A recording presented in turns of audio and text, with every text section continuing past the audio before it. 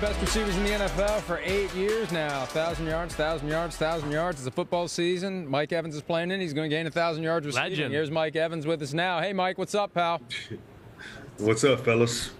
Doing good, man. Doing good. Love your game. All right, let's just get to it right out of the box, okay? We know where we're going to go. You know where we're going to go. Were you as surprised as we were, right, about the Brady stuff? Did it catch you off guard? Because we thought for sure November, December, he's coming back for 2022. Did you see this on the horizon at all? Well, at first I didn't, but as the season went on, I don't know. I just kind of felt like maybe there could be a possibility. But obviously his play never dropped. I mean, he might win MVP tonight. So I think it's time. It might be time for him. His family's ready for him. He's done so much for the game. He deserves it. What was it, though, at the end of the season you thought maybe, what was it that you kind of crept into your mind to think maybe this will be it? Was there something you saw, his body? What was it? Nah, he was just walking at practice one day, and I asked him. I was like, when do you think you're going to retire, bro? He was like, man, I really don't know. Yeah. And I looked in his eyes. I said, it could possibly be this year. I mean, that's what I took from that. Yeah, gotcha. Let me back it up, though, Mike. I'm curious because I was under the same impression Chris was. He had said in September multiple times, I'm playing through 2022, and then I'll figure it out after that. When was the first moment that something happened that made you think, whoa, this could be something that I didn't expect. I expected he'd be here for one more year. What was the thing that made you first flicker he could be done? Like the conversation we had, we were at a walkthrough practice that he didn't participate in. We were walking through, and then he didn't participate in practice. And I was just asking him on the side. I said, big bro, what are you thinking about doing after this year? And he was like, honestly, bro, I don't know. And I just looked into his eyes. I said, man, this probably could be it. I mean, I took into account that he's been in the league for 22 years. I mean, he's older than my mom. So, I mean, I knew that, it could be a possibility. And I'm just appreciative that I got to play with him for 2 seasons. Yeah. Did you tell him that when he threw you a touchdown pass once? Like, way to go. You're older than my mom. And he threw a touchdown pass to me. No, I've told him that before, but not after a touchdown pass. That's awesome. That's awesome. What I would love to hear from you a little bit is, we know you're a Super Bowl caliber team. I'm sure you're disappointed you're not here. You won the Super Bowl last year. But talk about, the bullseye on your back this year. What was different? How was it playing this season as the Super Bowl champion? Man, the season obviously didn't end like we wanted, but, man, it was an unbelievable season to have the fans back, getting everybody's best game. I mean, everybody we're playing against, we're getting their best. Right. I mean, I felt like everybody was just having their best games against us. And I was on the other side playing against Tom Brady. Even though he plays quarterback, I wanted to play my best to beat Tom Brady. And when you're a great player, that's what's going to happen. And when you're a great team, that's what's going to happen. So, I mean, it was fun getting everybody's best. Made us tighten our game up, make sure we were ready week in, week out. And the fans did an unbelievable job this year. Mike, give us an idea of what it was like to be on the sidelines, on the field, in the middle of it as 27-3 became 27-27 against the Rams. I mean, I'm not going to lie.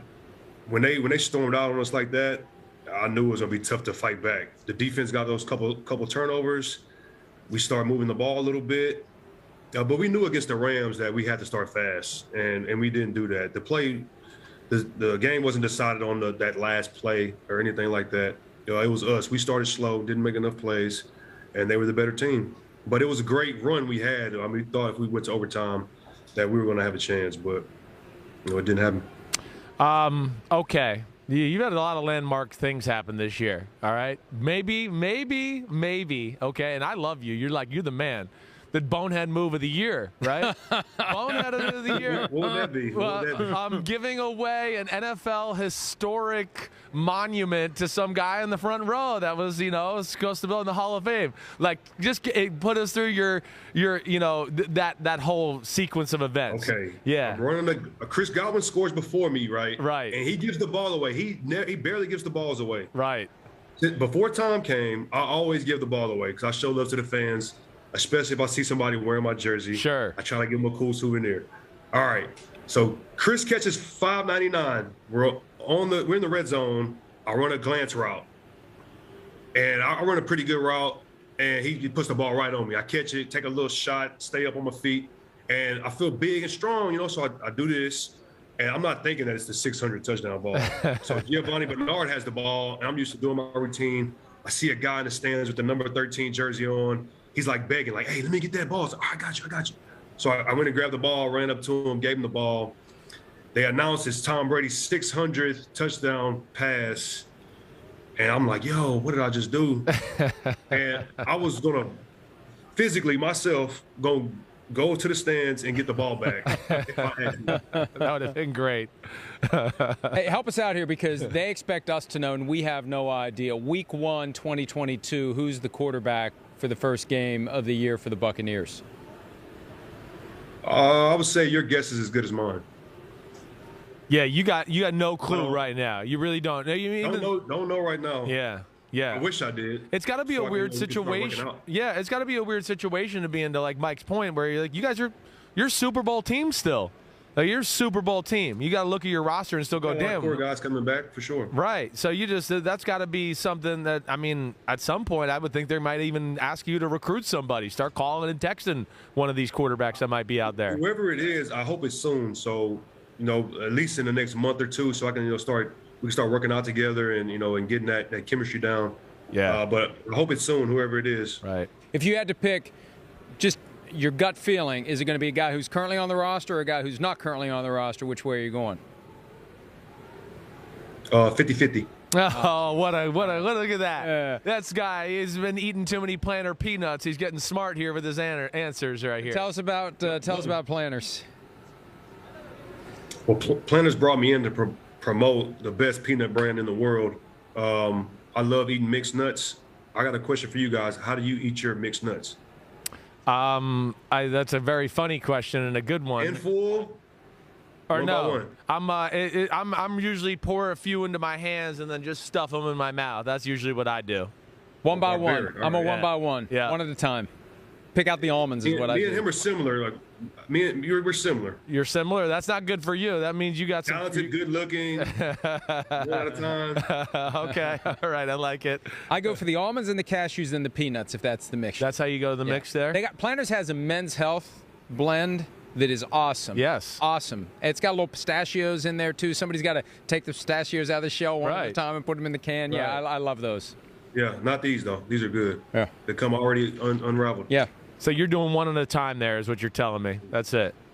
All right, so give me your breakdown of the Rams just in general, right? I mean, just to talk about their football team. They're extremely talented. They're probably one of the few teams in football that really could go like toe-to-toe with you guys as far as talent on the roster. But just like what impresses you about their defense? Give the fans a little inside look to the Super Bowl matchup. Yeah, they're the most talented team. After our team got depleted with injuries and AB leaving us. They were the most talented team after that. But really great offense and defense. I mean, they don't really have weaknesses. Their defense, they get after you. The pass rush gets after you. Really great on the back end. Jalen Ramsey, one of the best corners in the game. Veteran secondary. Aaron Donald, Von Miller. I mean, monsters. Floyd. I mean, they got a well-rounded team. And I'll give them a slight edge over Cincinnati. Because of the pass rush. Right. All right. Tom Brady retired on a Tuesday. 6 days later, he lit the fuse on possibly coming back. Never say never is what he said. Nope. Do you think he comes back? I'm praying.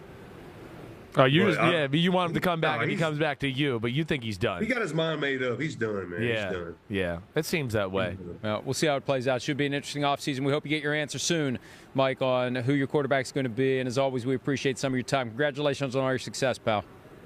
I appreciate y'all. I'll let y'all know. You the man, Mike. Keep kicking butt. Hi, I'm Mike Tirico, and thanks for watching. Make sure to hit subscribe for the latest news and highlights from NBC Sports.